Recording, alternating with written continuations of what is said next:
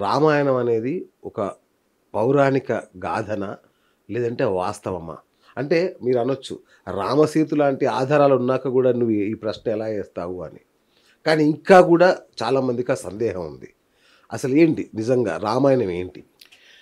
రామాయణం పురాణం అయితే కాదు, ఓకే. ఇది వాస్తవంగా జరిగినటువంటి ఒక ఇతిహాసం. రైట్.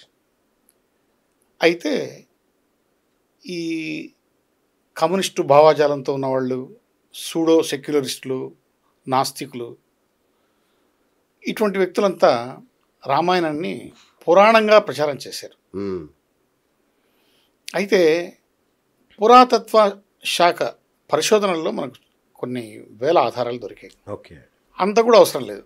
సింపుల్గా రాముడి అయోధ్య, దాని తర్వాత పంచవటి, దాని తర్వాత చిత్రకూట్, కిష్కింద, అలాగే ధనుష్కోటి, అవును. రామేశ్వరం, లంక, ఇవన్నీ చూస్తే మనకు తెలిసిపోతుంది.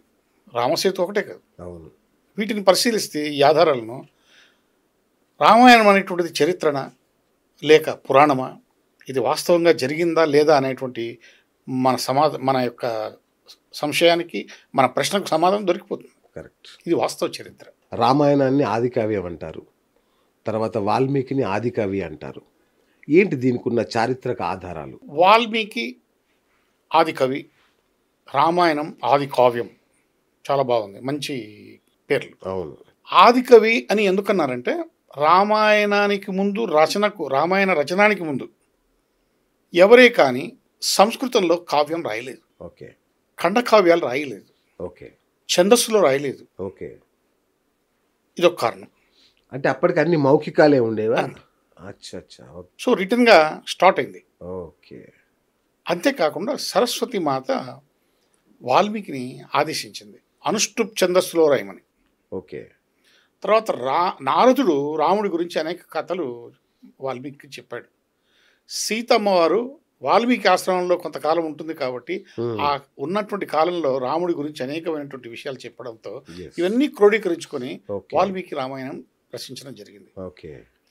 ఇది మొదటి సంస్కృత కావ్యం కాబట్టి దీన్ని ఆది కావ్యం అన్నారు. రాసింది వాల్మీకి కాబట్టి ఆయన్ను ఆది కవి అన్నారు. ఓకే.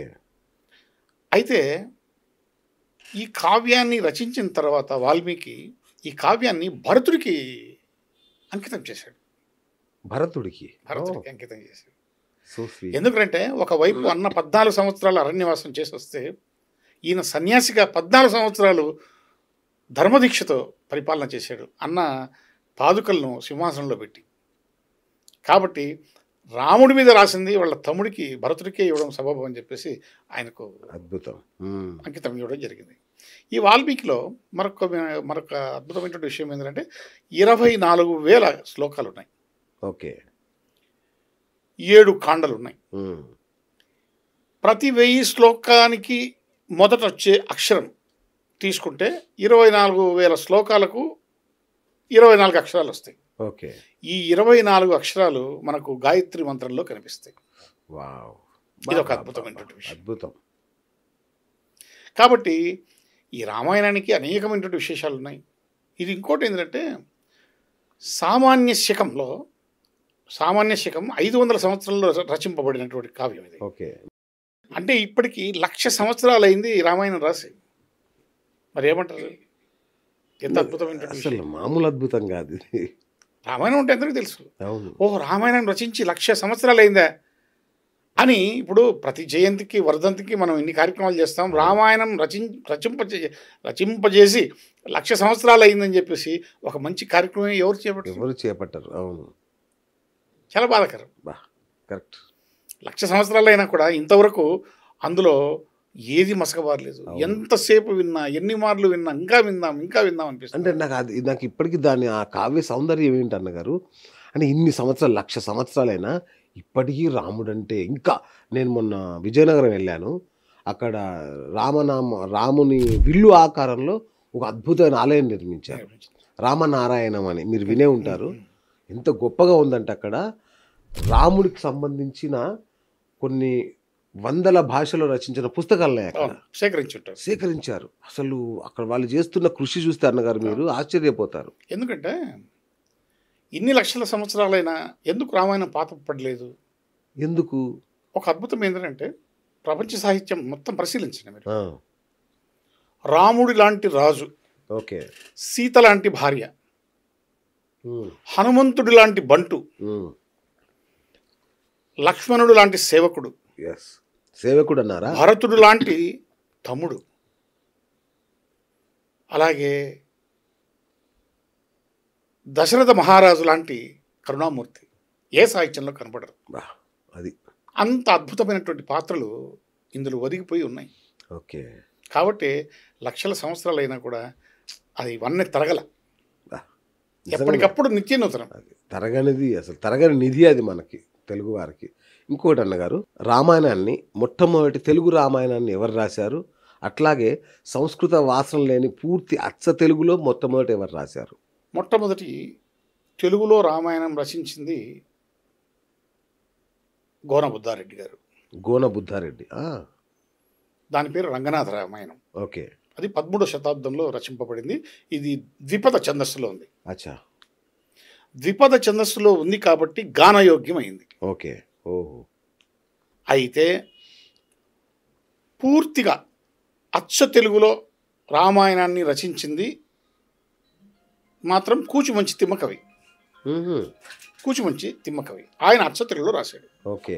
అయితే గోన బుద్ధారెడ్డి గారు రచించినటువంటి రంగనాథ రామాయణం అనేటువంటిది ఏదైతే ఉందో అది వాల్మీకి రామాయణానికి మొట్టమొదటి అనువాదం. సో దాన్ని మనం ప్రామాణికంగా తీసుకోవచ్చు. అదేలేండి. డిట్టో అంటే మక్కి అనువాదం చేశాడు. ఓకే. ఇక యోగ వాసిష్టం, వశిష్ఠ మహర్షి శ్రీరాముడికి బోధించిన అద్వైతం. సో దానికి అంత ప్రాముఖ్యత ఏంటి? ఈ యోగ వాసిష్టం అనేటువంటిది ఒక రకంగా భగవద్గీత లాంటిది. ఓకే. మహాభారతంలో భగవద్గీత ఎలాంటిదో ఓకే. రామాయణంలో యోగ వాసిష్టం అలాంటిది. అచ్చా. రామ లక్ష్మణ భరత శత్రుఘ్నులు వశిష్ఠుడి దగ్గర విద్యాభ్యాసం కంప్లీట్ చేసి తిరిగి అయోధ్యకు వచ్చి దాని తర్వాత తండ్రి యొక్క అనుమతితో తమ్ముళ్ళని తీసుకొని యాత్రలు పోయిస్తారు. ఓకే. యాత్రలు పోయేసి తిరిగి వచ్చిన తర్వాత రాముడిలో ఏదో కొంత మార్పు జరిగింది. ఈ మార్పును అప్పుడే వచ్చినటువంటి విశ్వామిత్రుడు గమనిస్తాడు. ఓకే. రాముడిలో ఏంది ఈ మార్పు, ఒక వైరాగ్యం కనిపిస్తోంది అని చెప్పి వశిష్ఠుని పిలిచి రాముడిలో ఒక వైరాగ్యం ఛాయలు కనిపిస్తున్నాయి, నీవు ఆయనకు ఆత్మతత్వ విచారణను బోధించు. అప్పుడు ఆ మార్పు కాస్త మళ్ళీ నార్మల్ అవుతుంది, చెందుతాడు.